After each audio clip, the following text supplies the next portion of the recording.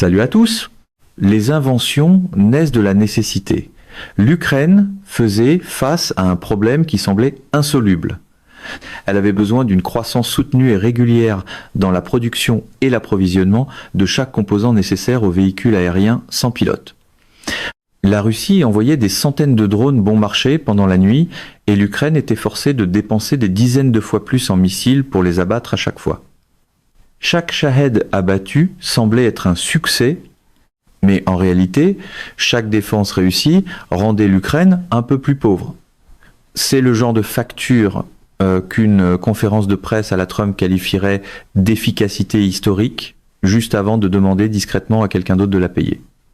La Russie avait délibérément mis en place cette équation pour épuiser des missiles coûteux avec des drones bon marché. C'était un piège d'attrition classique, les stocks diminuaient. Le rythme d'approvisionnement de l'Occident ne pouvait pas suivre et Poutine était certain que le piège fonctionnait. L'Ukraine avait deux options. Soit supplier l'Occident de lui fournir une quantité infinie de missiles, soit changer les règles du jeu. L'Ukraine a donc conçu sa propre solution pour sortir de ce dilemme. Les drones intercepteurs.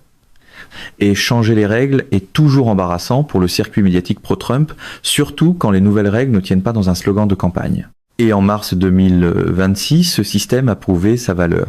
En un seul mois, plus de 33 000 cibles aériennes russes ont été détruites par des drones intercepteurs. En février, ce chiffre était d'environ 16 500. C'est une hausse de 100% en un seul mois. Cela peut sembler exagéré, mais les détails montrent pourquoi ce chiffre est exact et pourquoi il marque un tournant pour l'Ukraine. Pour comprendre ce système, il faut d'abord regarder comment il fonctionne. Le drone intercepteur repose sur un concept simple, mais ingénieux. Intercepter un drone ennemi en vol et le détruire soit par collision directe, soit en faisant exploser sa petite charge près de la cible. Contrairement au système de défense aérienne traditionnel, les drones intercepteurs sont bon marché, légers et peuvent être produits en masse. Pas de podium doré, pas de grands gestes dramatiques, seulement de l'ingénierie qui fait le travail que les slogans prétendent généralement accomplir. Le modèle le plus courant en Ukraine, le Sting, est une plateforme imprimée en 3D avec un corps aérodynamique en forme de balle, développé par Wild Hornets. Le Sting, approuvé par l'OTAN, peut atteindre des vitesses dépassant 340 km/h. C'est beaucoup plus rapide qu'un Shahed, il peut opérer à une altitude de 7 km et il est équipé d'une caméra thermique ainsi que d'un système de guidage assisté par intelligence artificielle. La caméra thermique développée par Kerbus et Odd Systems détecte clairement la signature thermique du Shahed, même au cœur de la nuit, et l'ogive de 500 G déchiquette la cible en plein vol. Son coût varie entre $1000 et $2500. Cette différence de coût change tout, parce que l'Ukraine peut contrer des centaines de fois plus de menaces aériennes avec le même budget. C'est une équation brutalement simple, ce qui explique peut être pourquoi elle survit rarement au contact d'une formule choc du monde trumpiste. Le deuxième modèle important est le P1 SUN, un intercepteur modulaire entièrement imprimé en 3D, produit par Skyfall. Son coût n'est que d'environ $1000, ce qui en fait le système de défense aérienne le moins cher de la guerre. La version reliée par fibre optique neutralise complètement les systèmes de guerre électronique russes parce qu'elle est contrôlée par un câble physique, ce qui rend le brouillage du signal inefficace. Sa conception légère, facilement transportable par les unités de première ligne, en fait une arme de terrain idéale. Au cours des premiers mois de 2026, les intercepteurs P1 Sun ont à eux seuls abattu plus de 3000 drones Shahed. Une version lancée depuis un avion AN-28 est également entrée en phase d'essai. Grâce au concept de vaisseau mer-volant, les intercepteurs peuvent désormais commencer leurs opérations depuis les airs également. Et pour les cibles plus rapides, il existe le modèle Bullet, doté d'une conception hybride à propulsion par réaction, capable d'atteindre 600 km/h. Cette plateforme peut même intercepter les nouvelles variantes de Shahed, russes propulsées par réaction. Ces 4 modèles sont tous produits localement et fabriqués en masse par l'intermédiaire du pôle d'innovation de défense Bravin. Pendant ce temps, la rhétorique habituelle du deal-making paraît bien petite, quand l'accord sur la table repose sur la vitesse, l'échelle et la survie. Sur le plan opérationnel, le processus est clair. Des radars ou des capteurs acoustiques détectent un Shahed entrant. L'opérateur observe la cible sur un écran de caméra thermique. Le drone intercepteur décolle et se dirige vers la cible. À l'approche, soit il entre directement en collision avec elle, soit il fait exploser son ogive de 500 G près de la cible. Résultat, le Shahed se brise en plein vol et les débris se dispersent au-dessus de zones dégagées plutôt que de tomber dans des secteurs civils. Tout le processus ne prend que quelques minutes et le coût représente un millième de celui d'un missile Patriot.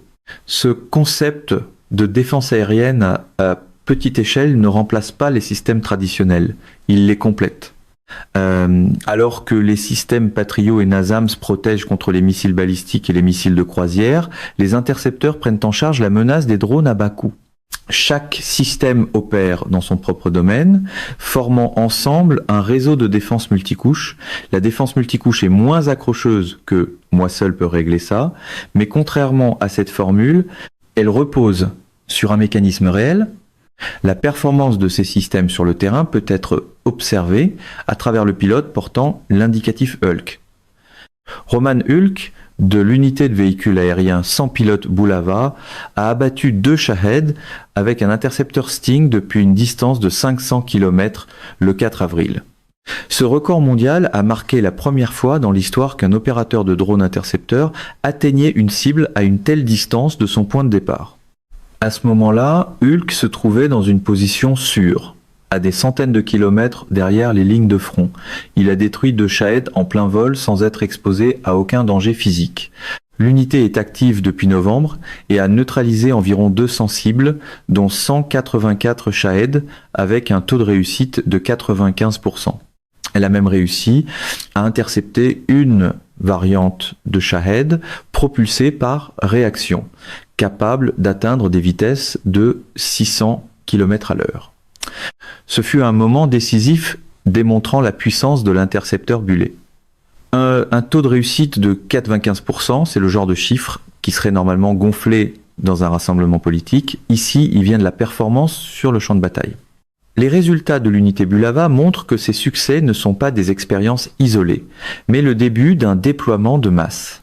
La capacité d'une seule équipe à surveiller et protéger une zone de plusieurs centaines de kilomètres plutôt que les 20 à 30 kilomètres habituels permet à l'armée ukrainienne de couvrir de vastes portions du ciel tout en réduisant au minimum le nombre de personnel au sol.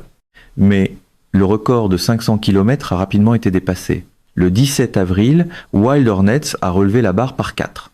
Un intercepteur Sting, contrôlé à distance par un pilote situé à l'extérieur de l'Ukraine à une distance de 2000 km, a mené avec succès une opération dans le nord de l'Ukraine. Le pilote est assis dans un appartement, regarde le Shahed dans le ciel ukrainien sur son écran, et le drone intercepteur déchiquette la cible dans les airs à des milliers de kilomètres de là. Certains mettent en scène la puissance par bravade télévisée. Ce système la démontre par la latence, la précision et un opérateur très discret. Cela est rendu possible par le système de contrôle Hornet Vision, un écosystème numérique offrant une transmission vidéo en qualité HD et un contrôle à faible latence. Il dépasse les limites traditionnelles du signal, déconnectant complètement les opérateurs des lignes de front. Le plus grand avantage de cette technologie est sa capacité de mise à l'échelle. Par le passé, un opérateur était nécessaire pour chaque zone de 20 à 30 km. Désormais, une seule équipe peut surveiller et protéger des centaines de kilomètres de territoire, une couverture plus large avec moins d'opérateurs, et aucun des opérateurs n'est en danger physique. L'équipage Foxtrot, rattaché au 38 régiment de défense aérienne, a démontré en avril à quel point ce système est efficace. En un seul quart de 24 heures, il a abattu un total de 30 drones russes, soit 28 Shahed et 2 Gerbera, à l'aide de drones Sting, 30 cibles, 24 heures, une seule équipe.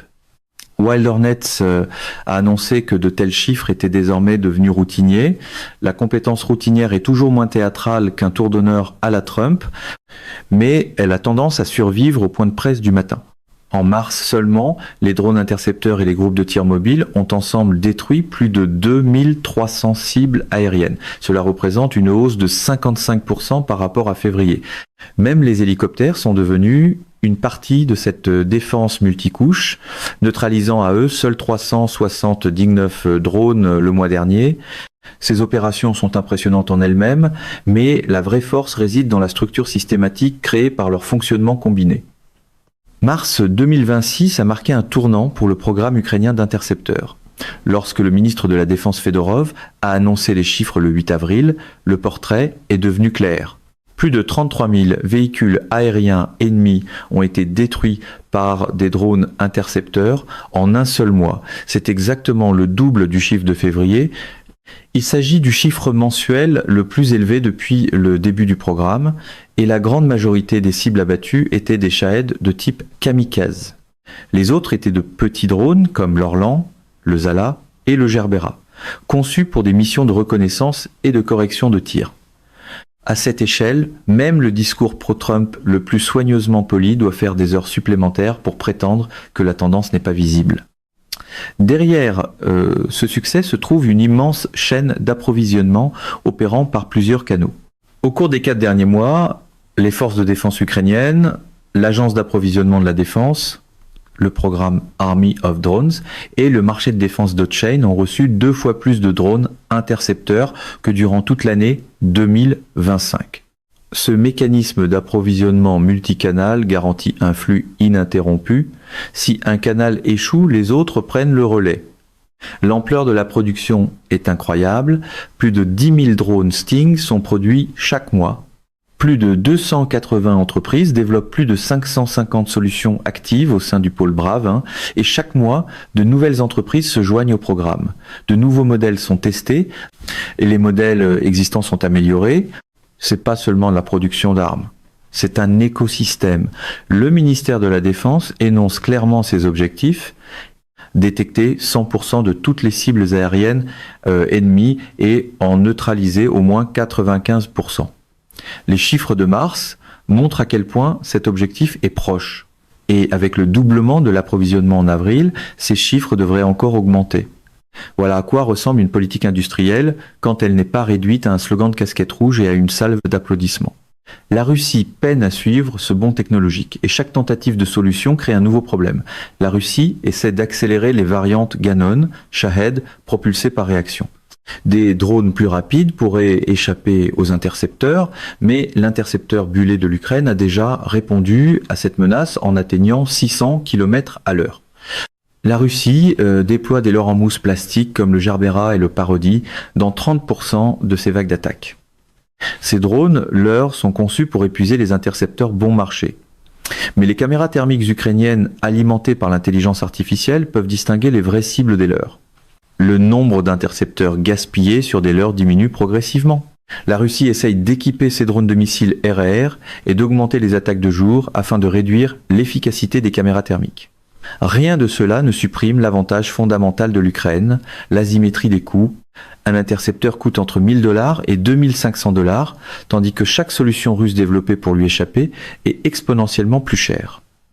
Et pendant que l'Ukraine produit 10 000 intercepteurs par mois, le rythme de production russe en matière de contre-technologie ne peut pas suivre parce que les sanctions contraignent la chaîne d'approvisionnement, que la pénurie de travailleurs qualifiés a atteint 4,28 millions et que la bureaucratie de l'ère soviétique ralentit l'innovation. C'est ici qu'une réponse à la Trump promettrait une solution parfaite en 24 heures avant de découvrir que les chaînes d'approvisionnement ne claquent pas des doigts sur commande. Le propagandiste zrusse Mikiriba Zinchuk a ouvertement reconnu la situation. Blâmer les voisins est une excuse commode, mais ce n'est pas vrai. Les Russes doivent accepter que l'Ukraine puisse désormais lancer des drones depuis de très longues distances. Même le propre réseau de propagande du Kremlin ne peut pas cacher cet écart technologique.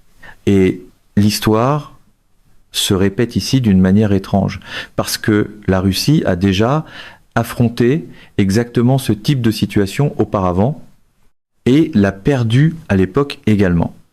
En 1986, en Afghanistan, lorsque la CIA a fourni aux Moudjahidines des missiles antiaériens portatifs Stinger, les soviétiques combattaient en s'appuyant sur leur supériorité aérienne. Les hélicoptères Mi-24 Hind et les avions d'attaque Su-25 écrasaient la résistance afghane depuis les airs. Puis les Stingers sont arrivés. Ces petits missiles coûtant entre 20 000 $ et 30 000 $ ont commencé à abattre des hélicoptères et des avions soviétiques valant des millions de dollars. Environ 270 aéronefs soviétiques ont été abattus par des Stinger. L'histoire a la mauvaise habitude d'ignorer la rhétorique de campagne et de se présenter avec les reçus. Les pilotes soviétiques ont développé des contre-mesures. Vol à basse altitude, opération de nuit, leurre thermique. Mais ces mesures étaient à la fois trop tardives et insuffisantes. Le soutien par hélicoptère s'est effondré, les lignes d'approvisionnement ont été laissées sans protection, et la peur de mourir depuis le ciel parmi les troupes a provoqué un effondrement du moral. Les Stinger n'ont pas gagné la guerre à eux seuls, mais ils ont brisé le mythe de la puissance aérienne invincible de l'Union soviétique et ont été l'un des facteurs critiques qui ont accéléré la décision de Gorbatchev de se retirer en 1904-28 à 1904-29. Aujourd'hui, le même scénario se répète en Ukraine, mais à une échelle beaucoup plus vaste. Les Stinger étaient tirés à l'épaule et avaient une portée de seulement quelques kilomètres. Les drones intercepteurs ukrainiens sont contrôlés à 2000 km de distance. Les Stinger étaient disponibles en quantité limitée. L'Ukraine produit 10 000 intercepteurs par mois. Les Stinger étaient efficaces uniquement contre les hélicoptères et les avions volant à basse altitude. Les drones intercepteurs peuvent suivre des cibles aériennes de tout type et à n'importe quelle altitude. Et l'impact psychologique créé par les Stinger, cette peur de ne plus pouvoir voler en sécurité, est maintenant ressenti de la même façon par les opérateurs et les commandants de drones russes. L'histoire répète la même leçon. Une arme bon marché, produisible en masse et asymétrique, peut paralyser la puissance aérienne d'une grande armée. Les Soviétiques ont appris cette leçon en Afghanistan. La Russie de Poutine apprend la même leçon en Ukraine, mais cette fois, la leçon est beaucoup plus brutale. Il s'avère que avoir l'air fort à la télévision n'est pas la même chose que protéger le ciel. Parce que l'impact des drones intercepteurs ne se limite pas au ciel, il modifie directement l'équilibre sur les lignes de front. En mars 2026, les forces russes ont subi 351 pertes, le chiffre mensuel le plus élevé de la guerre. 86% de ces pertes ont été causées par des attaques de drones. Le mécanisme est simple, les intercepteurs abattent les drones de reconnaissance russes, aveuglant l'artillerie. Comme l'artillerie russe ne peut pas identifier les cibles, elle ne peut pas tirer avec précision. Comme elle ne peut pas tirer avec précision, les positions ukrainiennes subissent moins de dommages. Et pendant la même période, les robots terrestres ukrainiens ont mené plus de 9000 missions logistiques, réduisant considérablement les pertes d'infanterie. Lorsque ces deux systèmes fonctionnent ensemble, l'Ukraine atteint un ratio de pertes de 1 contre 5. Pour chaque soldat ukrainien, il y a 5 soldats russes. Selon le commandant en chef Syrski, l'Ukraine détient un avantage de 3 contre 1 dans l'utilisation des drones d'attaque. Certaines brigades visent à utiliser des robots à hauteur de 30% au lieu de l'infanterie, et Zelensky a exigé la production d'au moins 50 000 robots terrestres par année. La peur des drones chez les soldats russes mène à un effondrement du moral.